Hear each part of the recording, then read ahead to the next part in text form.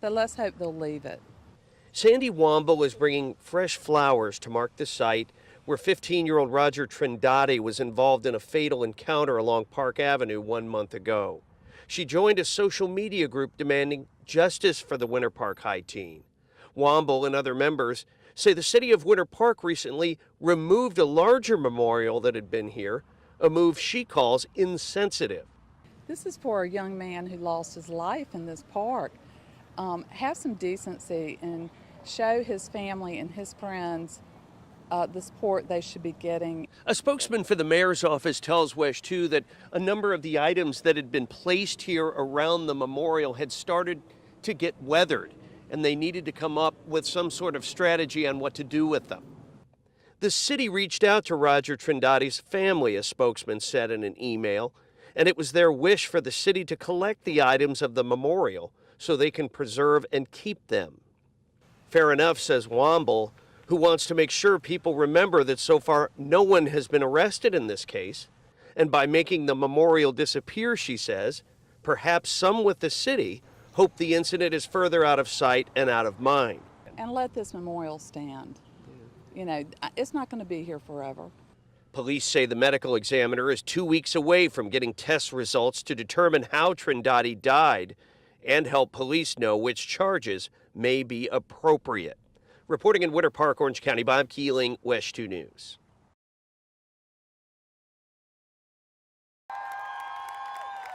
On the 5-month anniversary of the Pulse Massacre,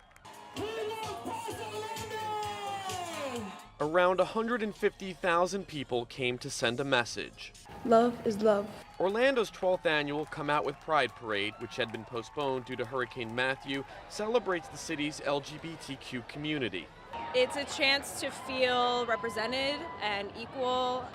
For many, emotions were tempered by lingering grief. The parade paying tribute to the first responders, the employees of Pulse, and the victims of the attack. At the History Center, the iconic 49 crosses honoring those killed were on display. Alex Mist came to see the one bearing her friend's name, Corey Connell. The Valencia College student who wanted to be a firefighter died helping his girlfriend escape. They were young and they were innocent. They died for having love, and love should not be killed for. Before the parade, the city's first openly gay elected official held a prayer circle, reflecting on the anniversary and calling for unity. We're going to show that America is one and strong, just like we have shown that Orlando is one and strong. And of course, we will always come together and cry when we think of our loss. But we also need to be enormously proud of who we are as a people. Just telling you so you can prevent from being future victims. Altamont Springs police are on a mission called Project Safe Car. So that's what we're doing. We're giving out our Safe Car notices. They're warning mall shoppers to make sure their valuables are hidden and doors locked as they go from store to store. When it comes to shopping, a lot of times they'll just forget. You know, they're in that rush to get that deal, especially on Black Friday. They're not thinking about their own protection. They're thinking about what they have to buy for guests, who's coming to dinner. So there's a lot going on in their minds, and sometimes they just simply forget. In less than 30 minutes, police found open windows, shopping bags with holiday gifts on seats, purses right out in the open, expensive electronics like cell phones and headphones, even cash within easy reach. No, I always put them in the trunk. Lead not to temptation. I'm going to be smart and put it in the trunk. We don't have tinted glass in the windows. You never know who's lurking. That would be the smart thing to do. The tricky part for some shoppers trying to keep their items from being stolen is that while cars have trunks, that's easy. Our news car, for example, has this hatchback here, and it's got a big open area. If you don't have a blanket, perhaps you've got a slide cover like this to block the items from view. As police notice items in plain view, unlocked doors, or other safety issues, they're leaving notes on the windshields in hopes a little education will go a long way in protecting your valuables.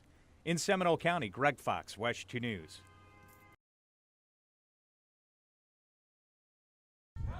With all the makings of a professional game, cheerleaders, mascots, even Pro Bowlers, this game means a little more.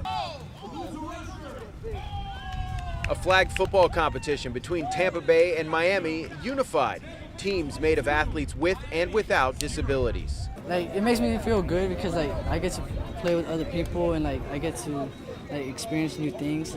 NFL athletes, coach, and mentors for the day. The league's foundation just gave grants for 11 Special Olympics programs to grow the sport. If the NFL comes in, then they'll sponsor more, and then more people will want to know about it, and then more kids will want to play. I've been volunteering for a while now, and just seeing the spirit that these athletes have is inspiring to me. You know, a lot of times I get caught up in wins and losses and things of that sort, but coming to these events, it just gives you a new perspective on what's really important.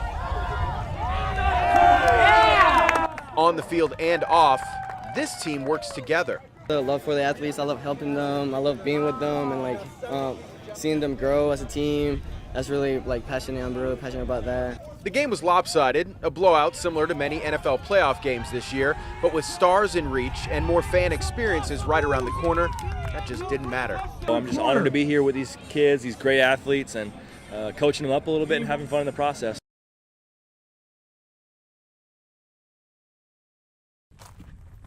For 2 years, it's been legal to hunt in Florida using a suppressor. But silencers, as they're better known in action films, have a reputation for being tools for spies and killers.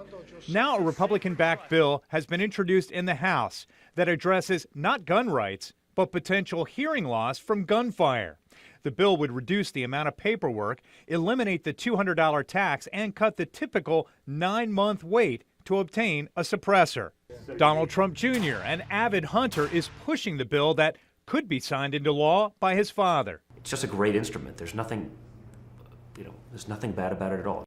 So just who's interested in silencers? Well, according to the people who operate the 3 locations of the Armories gun shops in Central Florida, about 70% of their customers are interested in suppressors for either shotgun, rifle, or pistol. Those are completely different. Companies, different configurations.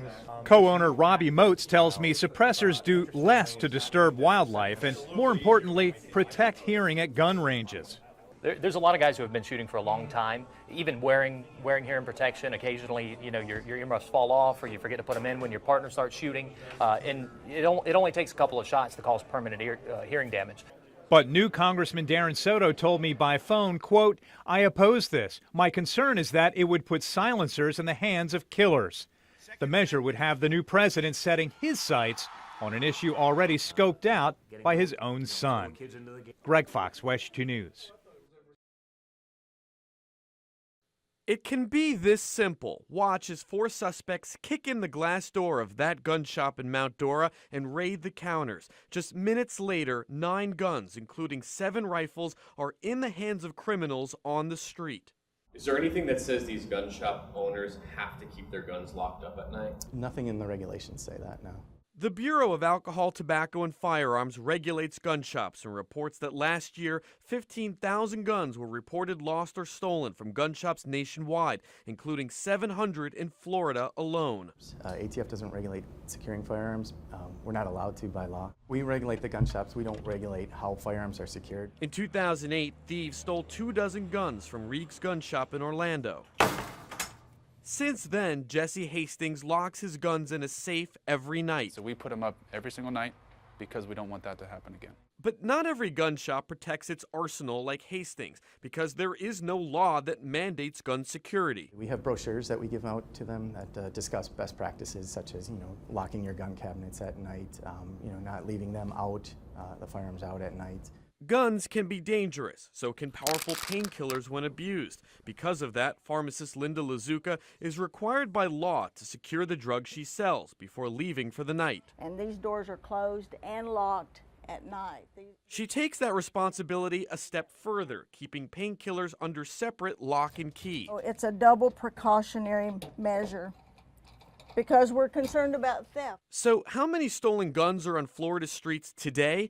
It's a good question, but one the Florida Department of Law Enforcement could not answer. FDLE keeps a list of stolen bicycles and missing purses, but no such list exists for stolen guns. They don't keep one. Something you never, ever, ever get over. I love my son. Diane Johnson knows what happens when firearms get into the wrong hands. Her son, Drekius, was gunned down last year. She wants more done to keep guns out of the hands of criminals. They need to do something. We need some kind of help. In Orlando, Matt Grant, WESH 2 News.